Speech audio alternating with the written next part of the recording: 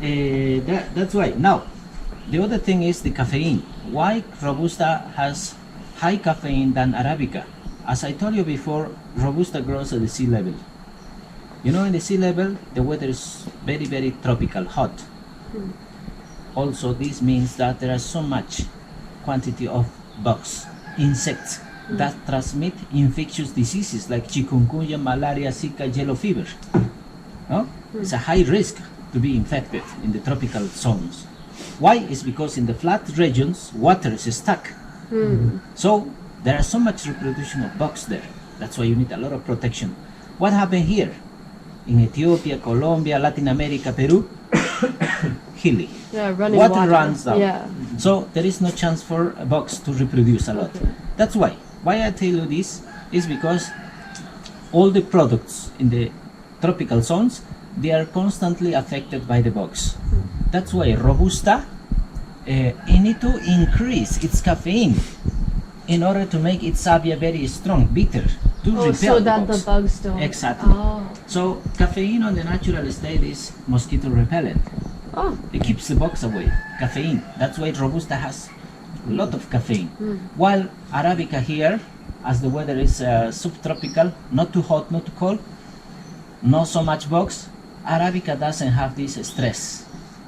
So it's not in need to produce more caffeine. It produces less. But what it's gonna make so rich in flavor is because Arabica is surrounded by a lot of organic crops, and the soil is rich in nutrients. This will be absorbed by the beans. That's why it makes difference this with Robusta. The difference with Arabica.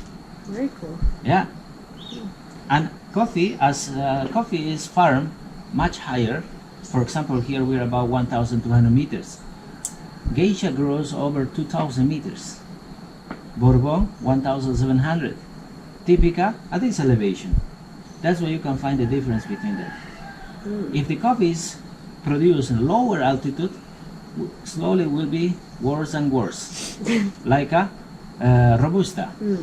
If we're gonna plant Arabica on the sea level, its flavor in the cup will taste same as Robusta, flat, wood flavor, earth flavor, bitter chocolate. That's why the altitude is so important. That's why every time now you go to a coffee shop or to a supermarket or to a store, you need to look the traceability. The traceability means you know the origin of the coffee. Let me show you here.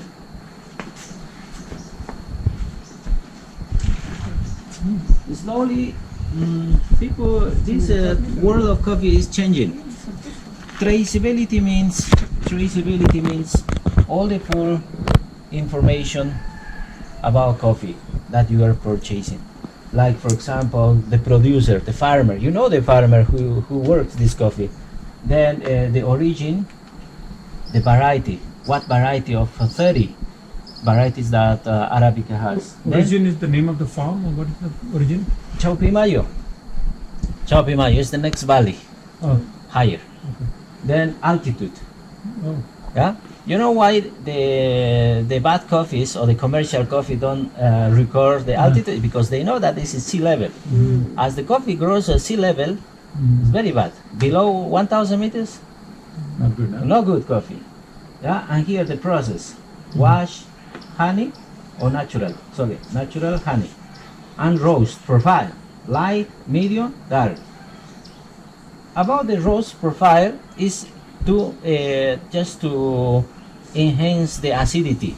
For example, when we do the light roast with the first crack, when we roast, the acidity will be higher, but low flavors, aromas. No? Then medium is the most balanced.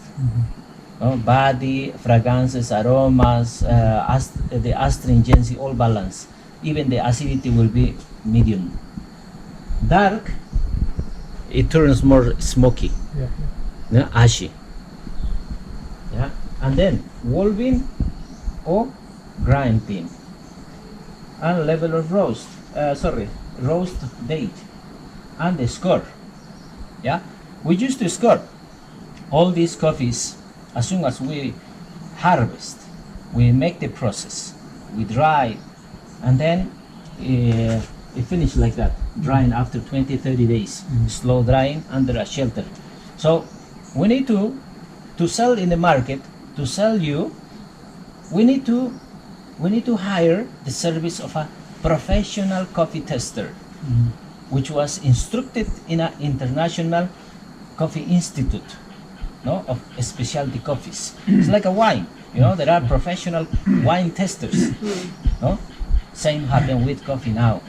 So that the score given by the Professional tester. With this score, we're able to sell, because even the buyers, the coffee shops or the markets who know about quality of coffee, they will ask to the farmers, okay, you're offering me this price, I will not see the sensorial test. Okay, we show the certification provided by the professional coffee tester, and this is like a guarantee that the coffee is high quality. Otherwise, no. Yeah. During the process, to obtain a high quality of coffee, sometimes you need to use water, some elements, in order to select the quality, first, second quality. So in this case, water is going to help us to see the density of the beans, of every beans. Okay, the beans that they are floating has less density, so they are second quality. Oh. First quality. Now, this, we're not gonna waste the second quality. We're still gonna process. We're gonna still process because there is still money here, but not as much like here, the first quality. This second quality, we're gonna peel the skin, we're gonna dry it like a common way, and then we're going to sell to the cooperatives that they're gonna export to the brands like Nescafe, Starbucks. We sell to the Starbucks, to my friend. Yeah. Chuleta? Cholita. Cholita coffee. Now, we already check the first quality, right? But here we need to keep looking for the second quality. The second quality is still hidden there. Like for example, this dehydrated bean. It goes to second quality. Okay. Unripe beans. Look, it's only like 30% ripe because all the cherries need to turn full red. This second quality. Second quality. Dehydrated.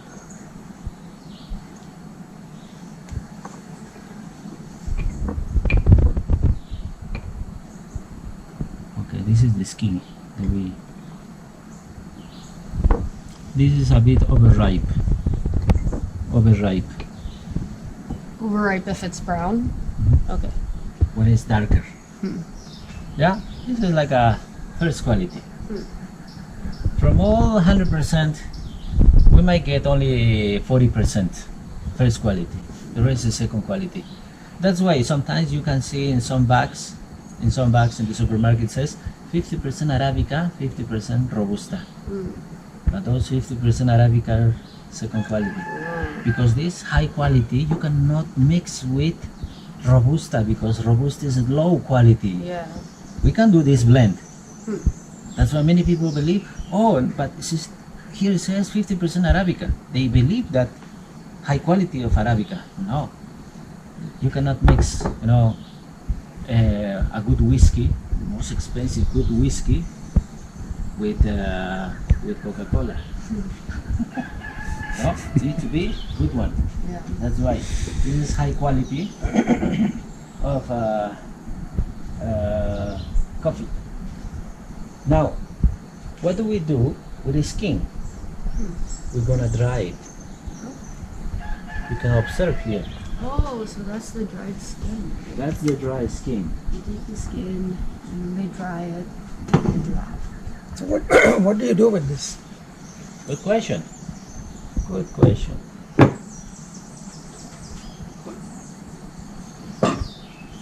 What do we do? Coffee tea. Oh. Coffee tea. Ya, esto lo... Okay, so basically, once they want to extract the beans and stuff, they have the skim off of the coffee. They make coffee tea. No, these are coffee beans or the coffee cherries. The quality of coffee from 0 to 100. Yeah, from 0 to 100. What is the score here? 88? 88.5. Oh.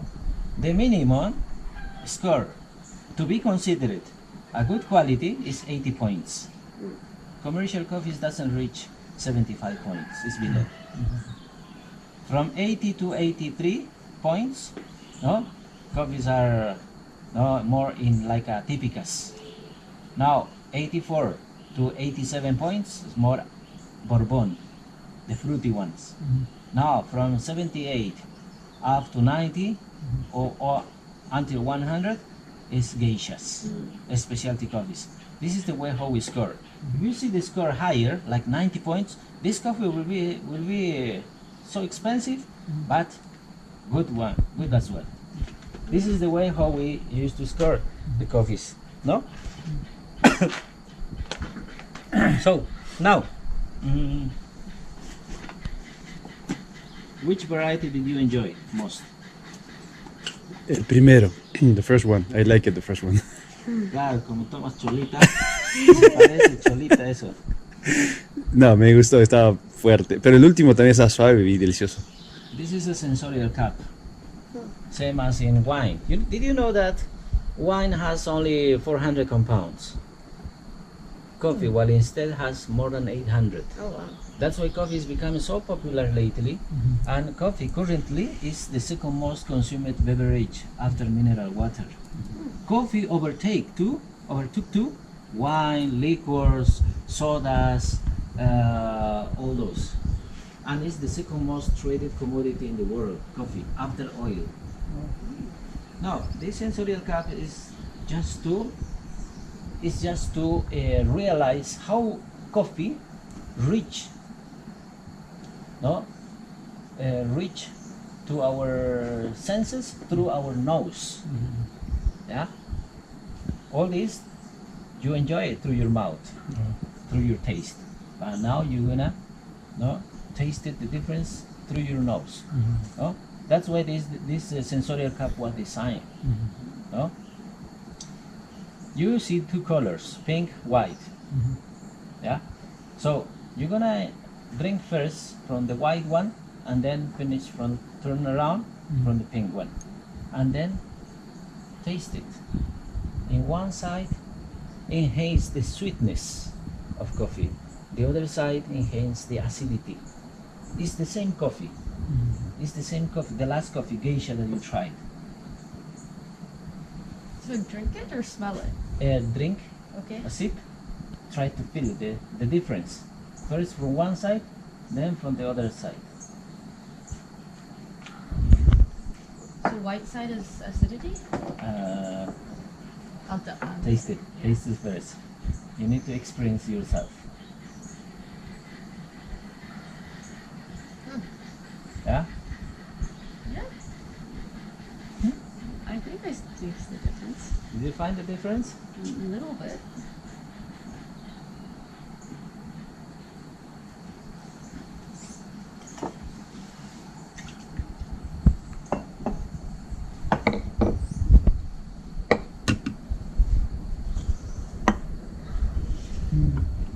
What are you?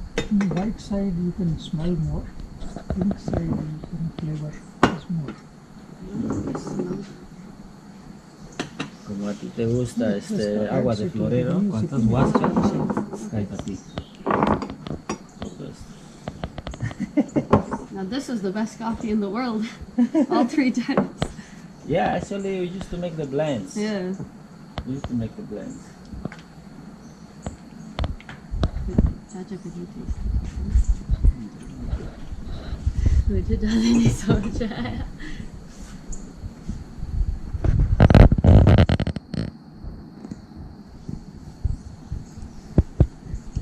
Do you find the difference? really. So the white side, more kind of smell comes in. Pink side is just flavor Yeah, and no fumes. yeah. Why? Why is that? It's the shape, the shape. No. Because from one side we are drinking coffee through our nose. Oh, because it's more Yeah. open? Yeah. That's all? Can you take a closer picture of the cup? No stick side. From आप do, ले लो जैसा चाहिए. do a profile. No, this is the way how your nose telling to your brain, no, coffee tastes like this, no, and you believe it, but it's the same coffee. Yeah. Interesting. It's So, what this if is- they made like this side even bigger and this side even smaller? Then would it smell and taste even more different? Yeah? Okay.